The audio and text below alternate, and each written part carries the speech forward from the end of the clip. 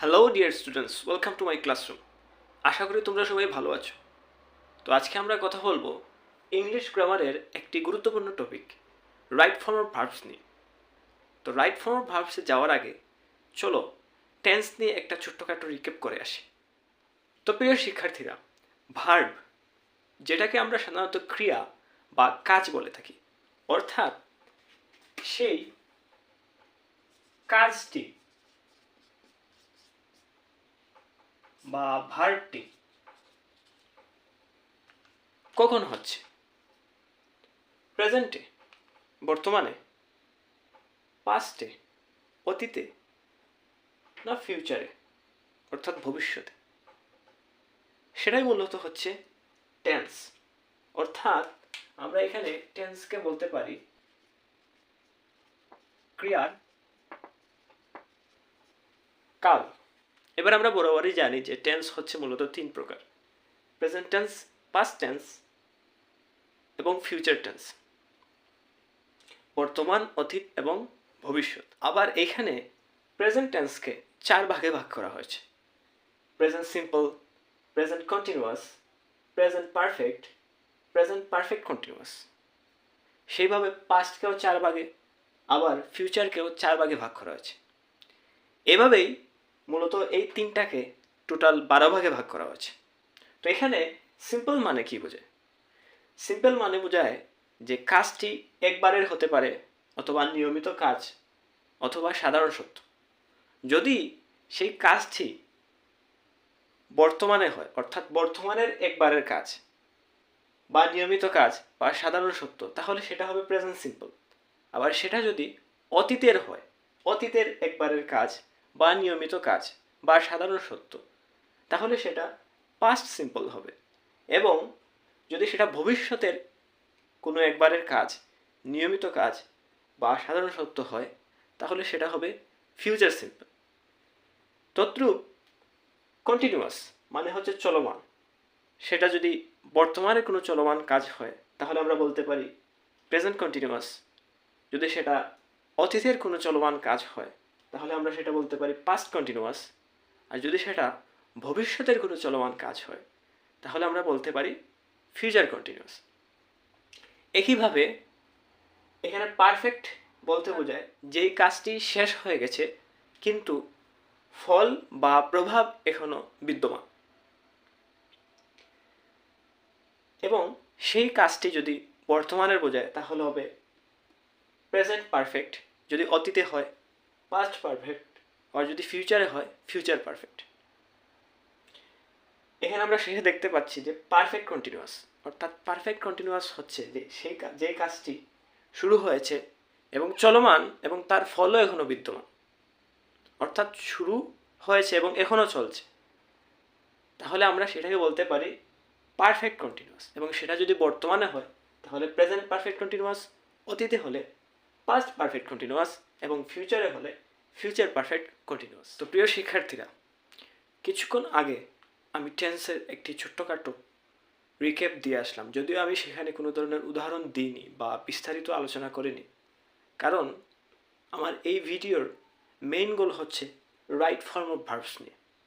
তো এখানে right form of verbs, অর্থাৎ আমরা এখানে যে রাইট অর্থাৎ বলতে পারি যে সঠিক ফর্ম মানে হচ্ছে রূপ। আর আমরা তো জানি ভার্ব মানে কি, ক্রিয়া বা কাজ, যেটাই বলো না কেন। তাহলে রাইট ফর্ম ভার্বস মানে কি? যে ক্রিয়ার সঠিক ফর্ম, ভার্বের সঠিক ফর্ম, ভার্বের সঠিক রূপ। এখানে আমরা জানি যে ভার্বের তিনটি ফর্ম আছে, একটা হচ্ছে V1, একটা V2, একটা V3। আমরা যদি বলি এখানে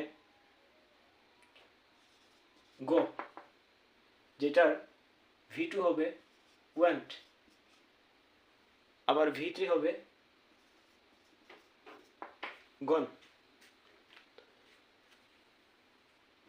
আমরা আগেভাবে দেখতে পারি ভার্বের সাথে আইএনজিও যুক্ত হয়, গো প্লাস আইএনজি অর্থাৎ গোয়িং।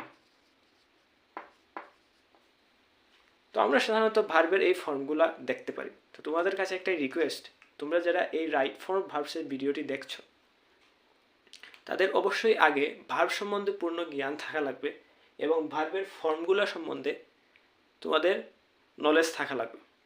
তো চলো আমরা রাইট ফর্ম ভার্বসের কয়েকটি এক্সারসাইজ দেখে আসি। এখানে আমরা দেখতে পাচ্ছি বলা হয়েছে যে just now he dash have his dinner but he says he will see you when he is finished. এখানে আমরা ব্র্যাকেটের মধ্যে হ্যাভ দেখতে পাচ্ছি, অর্থাৎ এখানে হ্যাভের কোন ফর্মটা বসবে তার জন্য আমাদের এখানে আইডেন্টিফাই করতে হবে। আমরা যদি এই সেন্টেন্সটা পড়ি তাহলে এখানে আমরা দেখতে পাচ্ছি যে জাস্ট নাও উল্লেখ আছে। জাস্ট নাও মানে কি? এই মাত্র। তো এই মাত্র যখন বলা হচ্ছে সেটা কি অতীত হবে, ভবিষ্যৎ হবে? না, এই মাত্র যখন বলা হচ্ছে সেটা অবশ্যই প্রেজেন্ট হবে। কি হবে? প্রেজেন্ট। তার মানে আমরা এইটা আগে আইডেন্টিফাই করলাম যে এটা কোন টেন্স হলো। এটা কোন টেন্স হলো? প্রেজেন্ট টেন্স হলো। আবার এখানে হ্যাভ দেয়া আছে, তাহলে এই হ্যাভটা প্রেজেন্টের কোন টেন্স গ্রহণ করে? পারফেক্ট। অর্থাৎ আমরা প্রেজেন্ট পারফেক্টের যদি স্ট্রাকচারটা দেখি যে কি subject plus haves plus V3 plus object.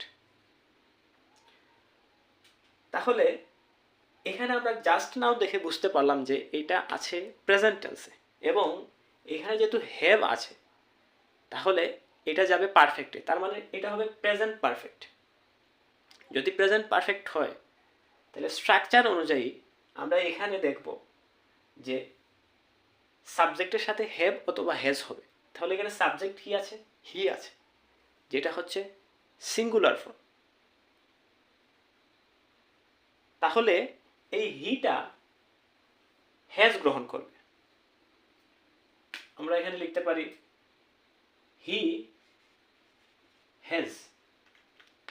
এবং আমরা জানি যে এই হ্যাভের V3টা হচ্ছে হ্যাড, তাহলে এখানে হবে হ্যাড। তাহলে আনসারটা কি পেলাম? Has had.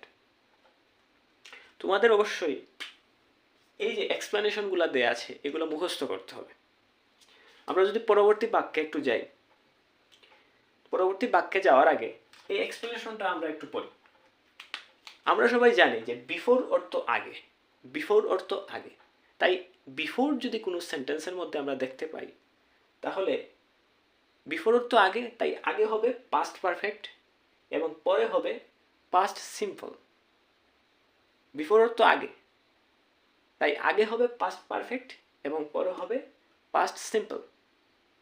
আবার আফটার, আফটার মানে হচ্ছে পরে, তাই পরে হবে পাস্ট পারফেক্ট এবং আগে হবে পাস্ট সিম্পল। অর্থাৎ এখানে দেখো আমরা যদি এই সেন্টেন্সটা পড়ি, he had written the book before he dash retire, অর্থাৎ এখানে রিটায়ারের কোন ফর্মটি বসবে? আমি একটু আগে বলে আসছিলাম যে বিফোর তো আগে, তাহলে আগে পাস্ট পারফেক্ট। এখানে দেখো হ্যাড হ্যাড প্লাস V3 আসছে, তাহলে এটা পাস্ট পারফেক্টে আছে। আমরা জানি যে কি write wrote written, write wrote written, রিটেনটা হচ্ছে V3, তাহলে হেড প্লাস V3। আমরা এখানে টেন্স মার্কার হিসেবে কি দেখতে পেলাম? এটা আছে পাস্ট পারফেক্টে। তাহলে বিফোরের পরে, বিফোরের আগে যদি পাস্ট পারফেক্ট হয় পরে কি হবে? Past simple. তার মানে এখানে কি আসবে? ভার্বের কোন ফর্ম বসবে? কোন ফর্ম বসবে? V2। আর রিটায়ারের V2 হচ্ছে রিটায়ার্ড, রিটায়ার্ড। সেমভাবে আমরা যদি এই বাক্যটি পড়ি, she told me his name after he dash live, অর্থাৎ লিভের এখানে কোন ফর্মটি বসবে?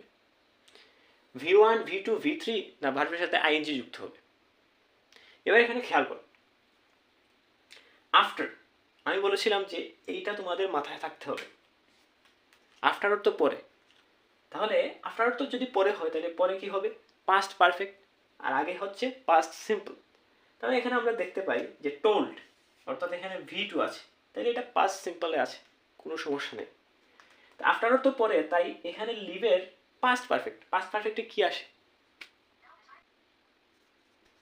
Had plus V3।